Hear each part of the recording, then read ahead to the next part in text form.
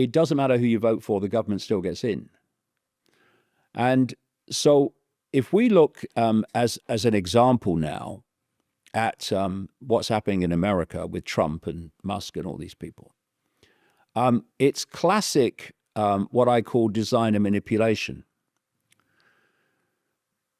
If you're going to understand the world and where we're being taken, you need to know where we're being taken. Because unless you know the outcome that's being planned, all the events that happen in the world are like random. They're unexplainable. They're bewildering. This has happened. That's happened. That's happened. Why did they do that? Why did they do that? Why don't they do it this way? But I have this phrase, know the outcome and you'll see the journey. Once you know where we're being taken, the outcome we're being taken to, suddenly those random events become very clear stepping stones to that outcome. So what's the major outcome that we're being taken towards so fast now? It's a society in which everything is controlled by artificial intelligence. And there is a fusion between artificial intelligence and humans, a fusion with the brain body of humans of artificial intelligence. That's the outcome. But what you've got is groups that you have to, if not get on board, then at least mitigate their resistance to that outcome. So if you look on the left of politics, you're looking at overwhelmingly people that are accepting that outcome. They're going with it. And you can give them the hard sell of the AI takeover. And that will come through people like Klaus Schwab at the World Economic Forum, Bill Gates. There's a guy at Google called Ray Kurzweil. And they'll sell you the fact that if we are fused with artificial intelligence, we'll be gods. It's the next stage of human evolution if we fuse with artificial intelligence. Okay, so that kind of works there. But what you had over here was a large number of people getting bigger all the time that were very skeptical of this artificial intelligence takeover. So you got to get them on board. So onto the scene, particularly for this second term, comes Donald Trump. And alongside him comes Elon Musk. And I've been tracking Elon Musk for many, many years back because of how his companies were serving the agenda of this global cult and where it wanted humanity to go towards this dystopia. And so when he was allowed to buy Twitter, and he was allowed to buy it, people say the deep state, as they call it, controlled Twitter before Musk. Yes. And when Musk took it over, he started releasing these things called the Twitter files, a few of them, to say, look, before I took it over, the deep state was controlling what appeared on Twitter, right? Okay, so what you're saying, what you're telling me, is the deep state controlled Twitter before Musk and had Twitter exactly where it wanted. It decided what was seen and what wasn't seen. Yeah.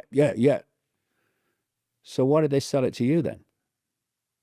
Why did they allow you, a alleged free speech absolutist, absolutely the opposite, why did they allow you to buy it? And the reason was this, or this is one of the reasons, there were others. You have a large body of people, I mean about 75 million people in America voted for Trump, that were pushing back on this AI agenda and this cult agenda, and they were very skeptical of this AI fusion. So you've got to get them. So what you do is, and what they were doing in those days, I remember a lot of them were calling out Elon Musk. They were calling him a transhumanist. He was taking us towards this AI dystopia. And then he bought Twitter and he started letting people back on. And suddenly he went from zero to hero. And what happened, and I watched it, they stopped calling him out on the AI agenda. Suddenly he could do no wrong. Musk is one of us. And you could start to see this movement towards Trump, this fusion with Trump, certainly to get him elected anyway. And what Trump was doing was telling this group what it wanted to hear. It was saying we're going to get rid of globalism, we're going to get rid of the deep state, we're going to stop the people coming into the country and migrants, and we're going to do all of this. And that's what these people wanted to hear.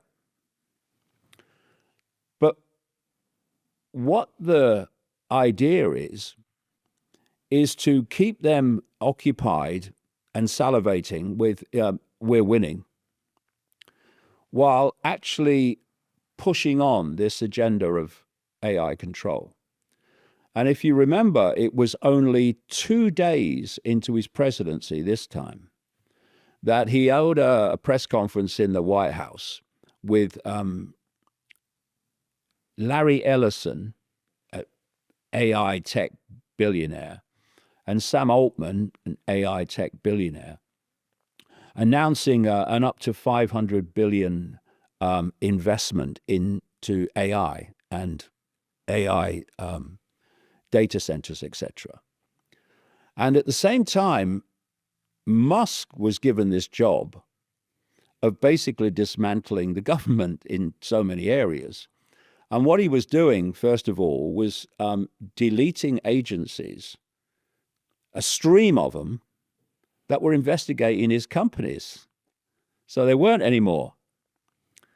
But the idea is that you are dismantling government by firing loads and loads and loads of humans, because your plan is to run government with artificial intelligence.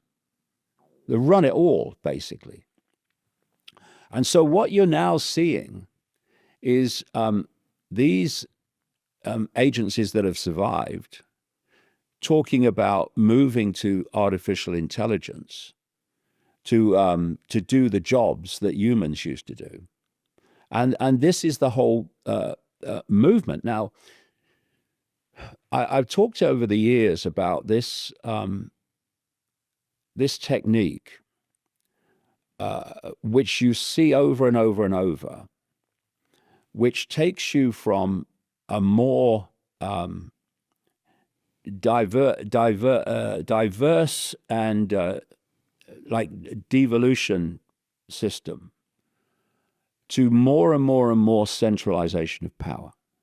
If you look at the history of humans, it's been a constant centralization of power. We started off in tribes, and the people in the tribe decided what the tribe would do. Then loads of tribes were brought together into nations. Now a few people at the center of the nation are dictating to all the former tribes that form the nation. Then we had the European Union, where all these countries came together under centralized control. And the idea is to move to a situation where we have a global government that dictates to the entire planet from a central point. So you are looking for the constant centralization of power. And AI offers you the ability, actually from a central point eventually, to control everything globally through artificial intelligence.